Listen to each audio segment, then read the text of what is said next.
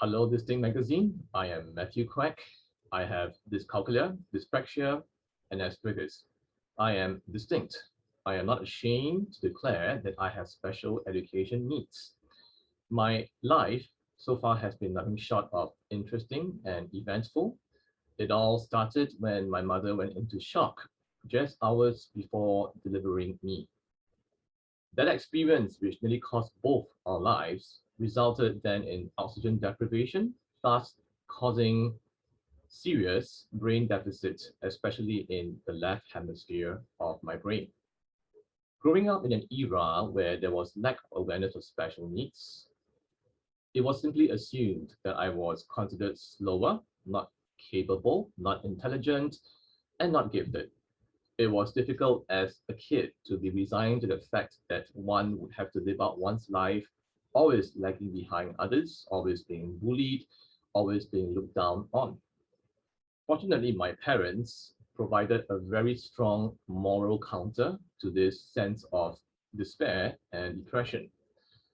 They were countercultural in the sense that they emphasized the importance of having a good heart and character above achieving physical results and accolades, which was the fixation then, and which was the barometer in which one determines one's worth.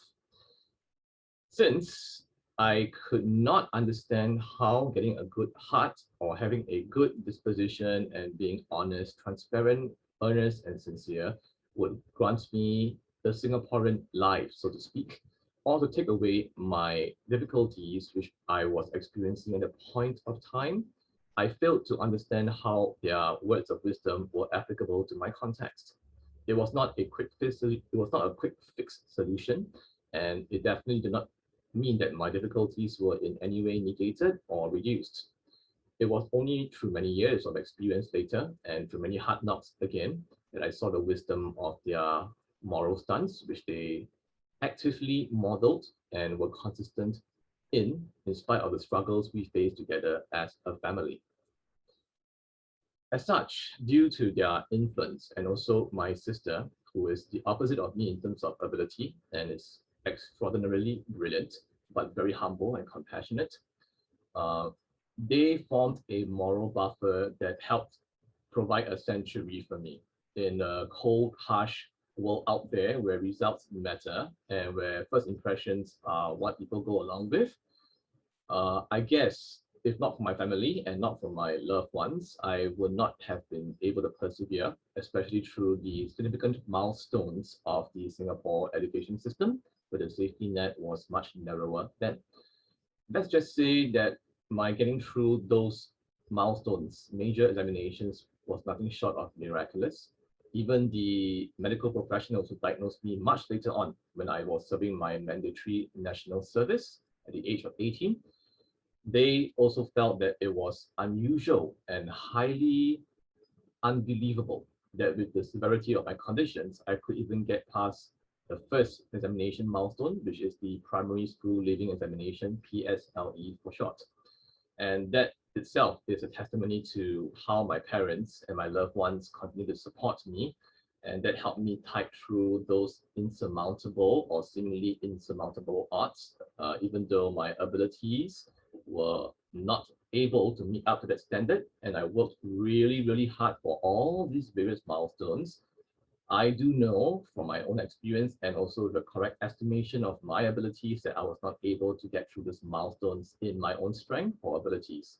So I have to give credit where credit is due, and those incidents where I was delivered in a sense from certain doom, where I thought it was all over for all those major milestones, it was nothing short of miraculous.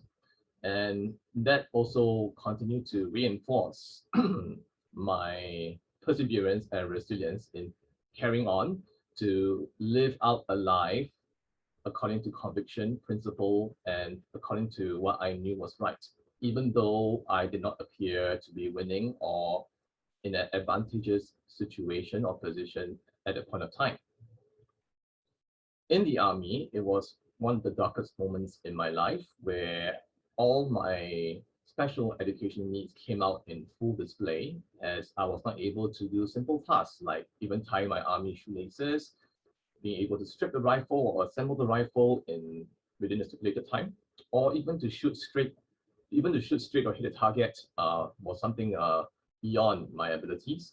Marching, of course, was a no-no, and I was also challenged in terms of spatial reasoning and coordination.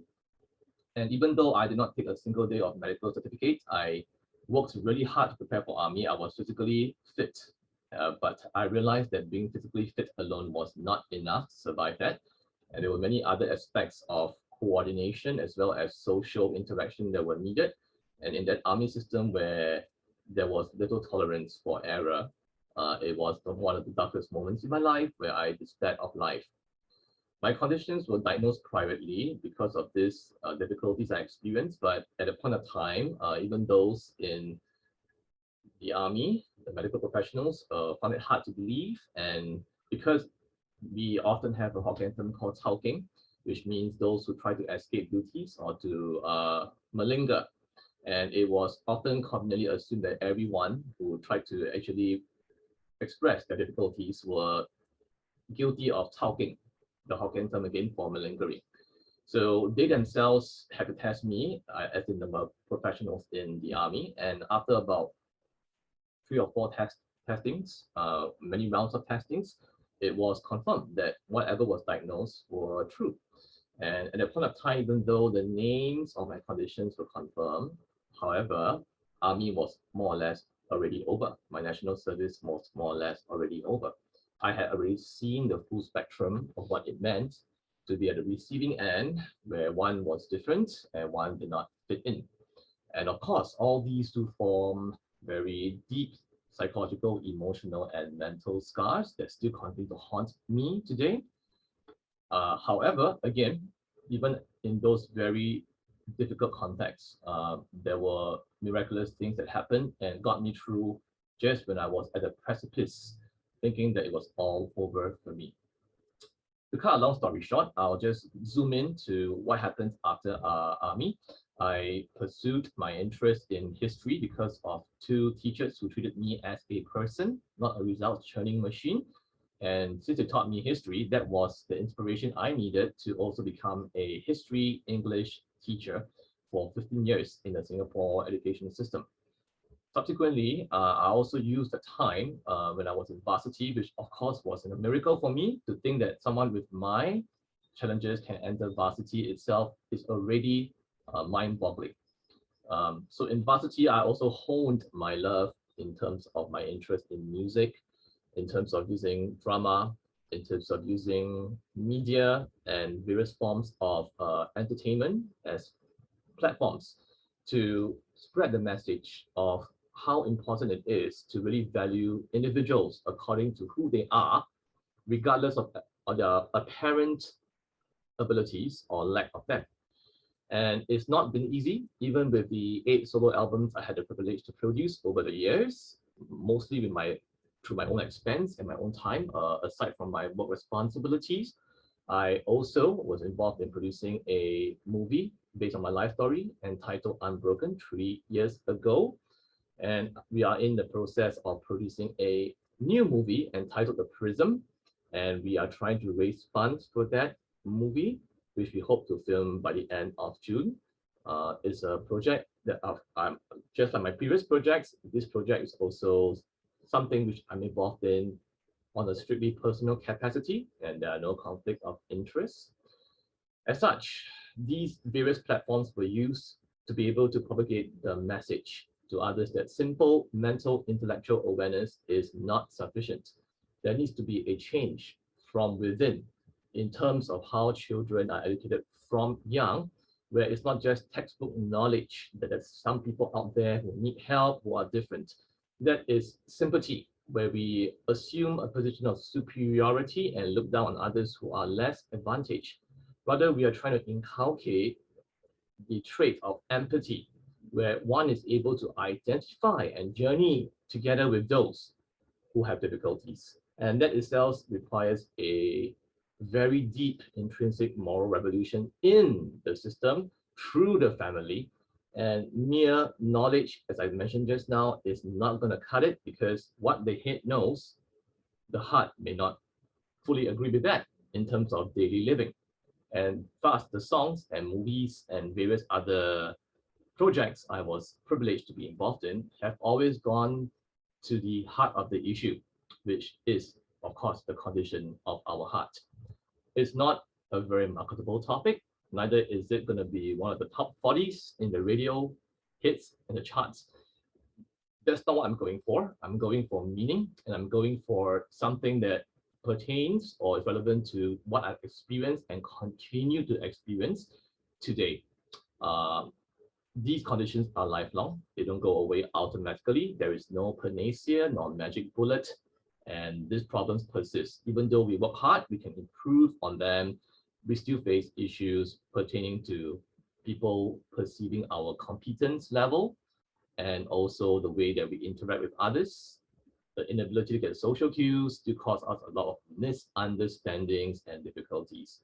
But because of the fact that I had an anchor since young through my parents, which eventually had to become my own personal conviction, and the fact that I also met people who believed in me, like the two teachers I mentioned just now, and not to mention my wife, who was my only and first girlfriend, who also has been married to me for more than 10 years, we are able to still continue to work as a team to live a meaningful, purposeful, not a pain-free life though, because having a pain-free life in an imperfect world is definitely not practical, but it is through the pain and difficulties where one faces these challenges every day and how one responds to them and emphasizes what's truly important in the long run that helps you to overcome insurmountable odds and to also concentrate on what really matters in the long term, which is the development of one's internal